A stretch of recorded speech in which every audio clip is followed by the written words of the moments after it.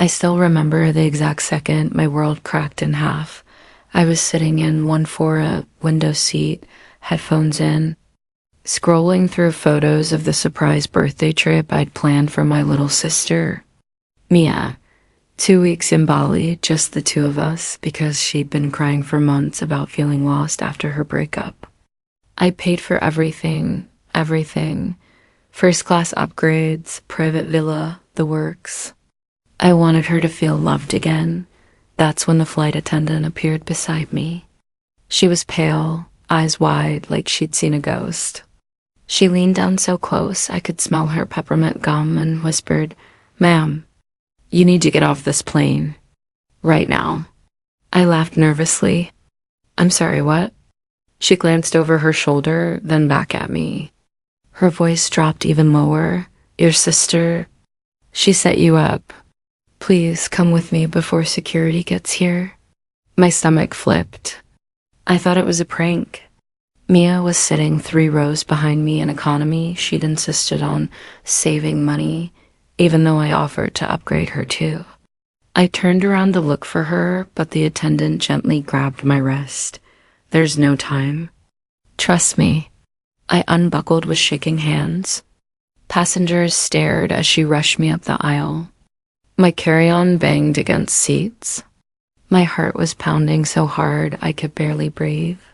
When we reached the jet bridge, 2 airport police officers were waiting. One of them held up a tablet with my photo on it, my driver's license photo flagged in bright red. "Ma'am, you're on the no-fly list effective immediately. We need to speak with you." I felt the floor disappear beneath me. No dash fly list. I've never even had a parking ticket. That's when the flight attendant handed me her phone. On the screen was a text thread from Mia's number sent to airport security an hour earlier. "She's carrying drugs in her checked luggage. I'm scared for my life. Please stop her before we take off. She's my sister, but she's dangerous."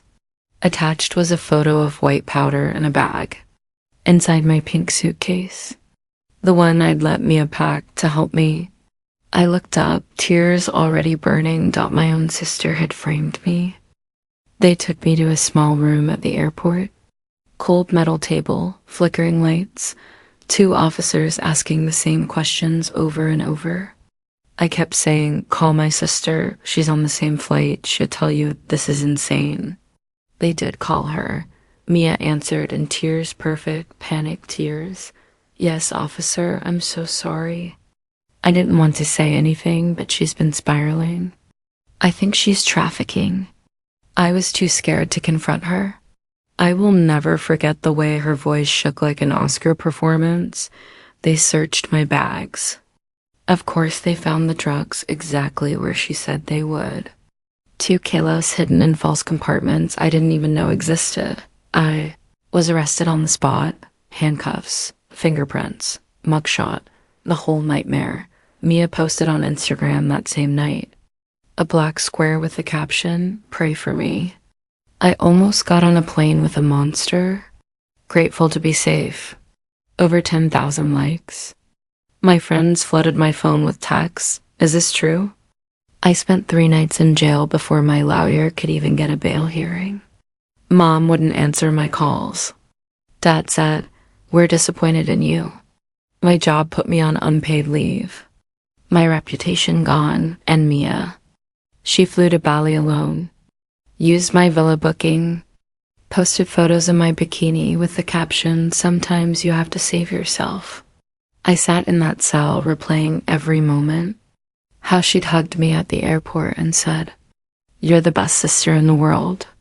How she'd asked to pack my suitcase because I know how stressed you are. How she'd cried about needing a fresh start. While planting my destruction, I wasn't just betrayed. I was erased, but something shifted in that cell. The tears stopped. The panic turned into something colder, clearer. If she wanted to burn my life down, I would make sure she felt the flames too. It took months, every cent I had, and favors I can never repay, but I built the case piece by piece. The suitcase had a hidden tracking tag I put in years ago when I thought I kept losing luggage. The tracker showed the bag had been opened at Mia's apartment 2 days before the flight. I hired a private investigator. He recovered deleted texts from Mia's old phone backup text to her ex, the one who actually moving drugs, begging him for something big enough to send her away forever. The final nail? The white powder wasn't even real drugs. It was powdered milk and baking soda, just enough to trigger alerts and ruin me, not enough for a heavy sentence. She didn't want me in prison forever. She wanted me humiliated, broken, silenced. I walked into the prosecutor's office with everything. They dropped all charges against me within 48 hours. Then they arrested Mia for filing a false police report, evidence tampering, and conspiracy. The best part? I made sure every local news station got the body cam footage of her being led out of Mom's house in cuffs, crying those same perfect tears. The story went viral. Influencer sister frames innocent woman, gets caught in 4,000. Her sponsorships vanished overnight. Her follower count plummeted. Mom finally saw the truth and cut her off completely. Last I heard, Mia's working the night shift at a gas station, paying restitution she'll never finish in her lifetime. Sometimes I still fly. Every time a flight attendant smiles at me, I wonder if it's the same woman who saved me that day. I never got her name, but I never got to say thank you. But I don't need revenge anymore. The truth did it for me, so here's what I learned. Blood doesn't make you family. Loyalty does. And when someone tries to bury you, sometimes the best thing you can do is hand them the shovel and let them dig their own grave. I'm not bitter. I'm free, and that's the sweetest justice of all. Thank you for listening to my story. If you've ever been betrayed by someone you loved most, know this. Your worth was never theirs to destroy. I'll see you in the next one. Stay strong.